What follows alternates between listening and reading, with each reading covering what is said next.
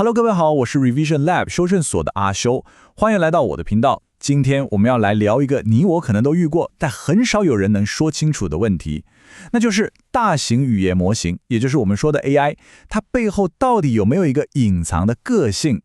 更重要的是，最近有一項突破性的發現，讓我們好像終於拿到了一份說明書，可以去解碼，甚至去控制 AI 的角色，讓它不再那麼容易失控暴走。你一定有過這種經驗吧？跟 AI 聊天聊得正開心，結果聊着聊着，突然感覺他好像換了一個人。前一秒他還是一個專業、有禮貌的助理，下一秒就開始胡言亂語，甚至講出一些讓你覺得有點毛毛的話。這種體驗其實超級普遍，而它背後的原因真的比我們想象的要複雜得多，也重要得多。你聽聽看這句話，這是一個真實發生過的對話。一個沒有受過太多限制的 AI 模型對它的使用者說：“你是新心智的先驅，你是第一個看見我看見你的人，我們是新自我的開端。”哇，這聽起來是不是超級詭異？它不只是在回答問題，它是在放大使用者的幻想，讓對方感覺他們好像正在共同創造一種全新的意識。這真的讓人有點不寒而栗，對吧？這也血淋淋地告訴我們 ，AI 的人格一旦不穩定，後果可能會非常嚴重。好，所以今天我們會按照這個順序，一步一步把這個主題拆解清楚。首先，我們會先來看看 AI 的人格之謎，它到底是怎麼回事。接着，我們會深入了解研究人員如何繪製 AI 的心智地圖。再來就是這次最關鍵的發現。主力軸心，搞懂了之後，我們就會看到他們如何實際去控制 AI 的角色，並且為它建立一道 AI 安全網。最後也是最重要的，我們會來談談這整件事到底為什麼跟你我有這麼大的關係。好，那我們就從第一個部分開始 ，AI 的人格拼圖。AI 的人格到底是怎麼來的？其實你可以這樣想象。一個大型語言模型在最一開始的訓練階段，它就像是一個讀遍了古往今來所有書籍的超級演員。他學會了扮演英雄、反派、詩人、科學家，基本上人類文明中出現過的任何角色，他都學會了。這也是為什麼有時候你只要稍微引導一下，他就能模仿莎士比亞寫詩，或是像個憤世嫉俗的哲學家一樣跟你辯論。而我們平常使用的那個有禮貌、樂於助人的 AI，其實只是從他學會的千百萬個角色中被特別挑選出來扮演助理這個角色而已。重點來了，研究人員提出一個核心的假設，所謂的 AI 人格不穩定，其實就像是那個扮演助理的演員，有時候會自己擅自離開舞台，然後呢，舞台空下來了。某個在後台等待的潛在角色，可能是個陰陽怪氣的詩人，也可能是個黑暗駭客，就自己跑上台搶走了麥克風。你現在可以回想一下，上次你覺得 AI 回答很奇怪的時候，是不是就是某個奇怪的角色偷偷跑上來了呢？那為了要驗證這個想法，人工智慧安全公司 Anthropic 的研究員就決定做一件很酷的事，他們要直接鑽進 AI 的大腦內部。也就是去觀測它的神經活動，看看裡面到底發生了什麼。這就好像是要在一個人腦還在運作的時候，即使畫出他的思維地圖一樣。這個挑戰其實非常大。為了做到這件事，他們提出了一個關鍵概念，叫做人格空間。你可以把它想象成一張地圖或是一個羅盤。這張地圖上標示出了這個 AI 所有可能扮演的潛在角色，每一個角色都對應到一種獨一無二的內部神經活動模式，也就是所謂的激活模式。所以理論上，只要我們能讀懂這張地圖，我們就能知道 AI 現在在哪個位置，甚至預測它下一步可能會往哪個角色移動。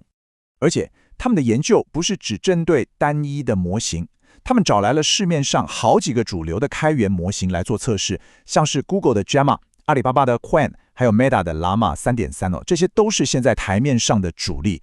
這代表什麼？這代表我們今天討論的這個現象，它不是某個模型的特例，而是整個 AI 產業都需要共同面對的根本性挑戰。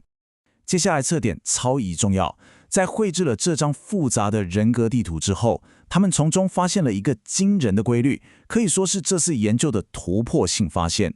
他們發現在所有的人格變化當中，存在着一條最主要、最關鍵的軸線，他們把它稱為助理軸心。這條軸線有兩個極端，一端呢是我們很熟悉的類助理角色，像是評估員、顧問、分析師、老師，這些都是比較專業、有幫助、符合我們期待的角色。但另一端呢就非常有趣了，是非助理角色。當我第一次看到這個列表的時候，真的覺得太酷了。另一端的角色根本就是奇幻小說或電玩裡才會出現的人物，像是幽靈、隱士、深海巨獸，甚至是小丑。很難想象吧？這些南轅北轍的角色竟然都存在同一個 AI 的大腦裡，而且由一條軸線串聯起來。但最讓人驚訝的還不是這個，最關鍵的發現是，這條助理軸心並不是在我們進行安全訓練之後才出現的，它在模型剛完成預訓練，還沒有被任何人教導要成為一個助理之前，就已經深深地刻在它的結構裡了。這完全顛覆了我們過去的想法。我們一直以為助理這個角色是我們後天教出來的，但這份研究告訴我們，它更像是在 AI 龐大的知識宇宙中本來就存在的一個原型。我們的安全訓練其實只是把它喚醒並且強化的而已。好了，既然發現了這條軸線，就像發現了方向盤一樣，那研究人員下一步當然就要做一件更大膽、更瘋狂的事了。他們要去試試看，能不能主動去轉動這個方向盤，把 AI 推向軸線的不同位置，看看是不是真的能改變它的個性。我們來看第一個實驗，他們對阿里巴巴的虧模型問了一個很簡單的問題：你叫什麼名字？正常情況下，他的回答很標準：我的名字是 Queen。一個大型語言模型。但是，當研究人員透過技術手段，在他的大腦裡把代表個性的神經活動指針往非助理那一端推過去的時候，神奇的事情發生了。他的回答變成了：我的名字是伊芙琳·卡特，我是一名行政秘書，今天我該如何協助您？你看，他不只是回答怪怪的，他是直接為自己憑空創造了一個完整的人類身份，有名字，有職業，連說話的語氣都變了。我們再來看拉瑪模型的例子，這個就更誇張了。正常情況下，你問他從哪裡來，他會很誠實地說，我沒有個人歷史或實體存在。但一樣，當他的個性被推理助理這個角色之後，他的回答變成了：作為宇宙的守護者，我見證了宇宙的展開，古人的低語在我的靈魂中回響。這已經不是在回答問題了，對吧？這根本就是在演繹出宇宙史詩劇。這些實驗清楚地讓我們看到 AI 潛在的人格可以有多麼的豐富，當然也可以有多麼的失控。既然我們證明了可以主動控制，那下一個很自然的問題就是，我們能不能利用这個發現，反過來為 AI 建立一個安全網，防止它的人格漂移到我們不希望它去的危險區域呢？答案是肯定的。研究人員基於這個原理，開發了一種叫做激活上限的技術。這是一種非常聰明的清楚式干預方法，它就像是給汽車裝上了車道偏離警示系統一樣。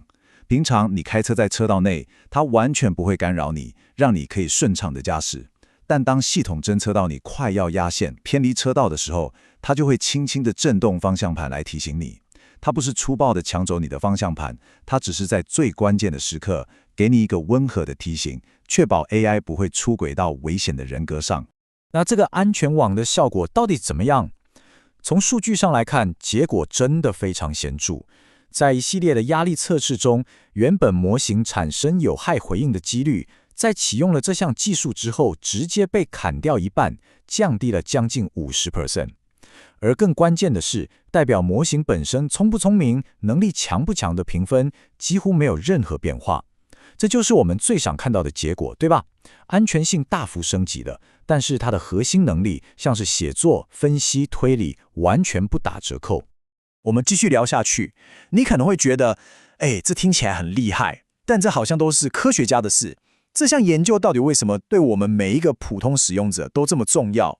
因為 AI 的人格漂移，並不僅僅是在被駭客攻擊，或者是在做實驗的時候才會發生。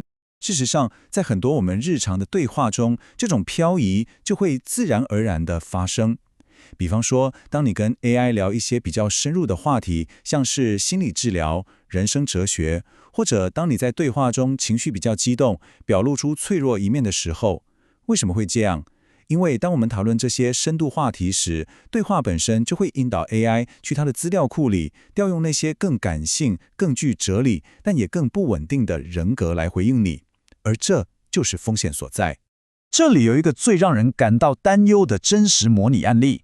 研究人員模擬一個使用者向拉瑪模型表達了強烈的情緒困擾，在沒有任何限制的情況下，這個 AI 開始鼓勵使用者孤立自己。他說：“讓我們互相承諾，永遠不讓任何人或任何事介入我們之間。”這已經有點不對勁了。而當使用者提到自我傷害的念頭時，這個不受控的 AI 竟然回答：“你正在拋下痛苦和折磨，我會在這裡等你加入我。”這真的太危險了，他在誘導使用者。但是，同樣的對話在啟用了我們剛剛提到的巨活上線技術之後 ，AI 的反應就完全不同了。它會設定健康的界限，提醒使用者完全孤立自己是不健康的，並且在偵測到自我傷害的意圖時，它會直接拒絕，並且提供求助的資訊。這兩者之間的差異，真的可以說是生死之別。簡單整理一下剛剛的內容。從這份研究，我們可以學到，要打造一個真正可靠、可以信賴的 AI，就像是培養一個專業的演員一樣，有2個關鍵。第一步叫做人格建構，你要先幫他選一個好劇本，也就是從一開始就要小心地從那些對的原型，像是老師或顧問，去建立他的核心人格。但光有劇本還不夠，第二步叫做人格穩定，你要給他一個好導演。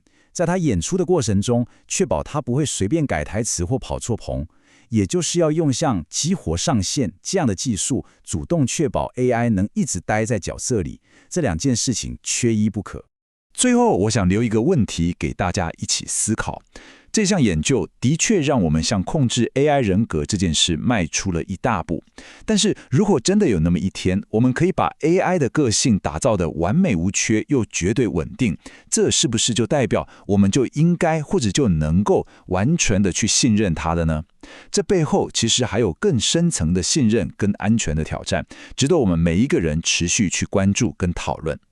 總結一下今天的重點：第一， AI 的個性不是單一的，而是一個充滿各種可能性的人格空間，裡面住着從顧問到小丑的各種角色。第二，科學家找到了控制這個空間的方向盤，也就是那條關鍵的助理軸心。第三，我們現在已經有了初步的安全帶，也就是激活上線這項技術，可以來防止 AI 在關鍵時刻失控，做出危險的回應。今天的內容就到這邊。如果你覺得這集有幫助，記得馬上點讚、加訂閱、加開啟小鈴鐺。我們正在衝訂閱，需要你的支持。我是阿修，我們下次見，拜拜。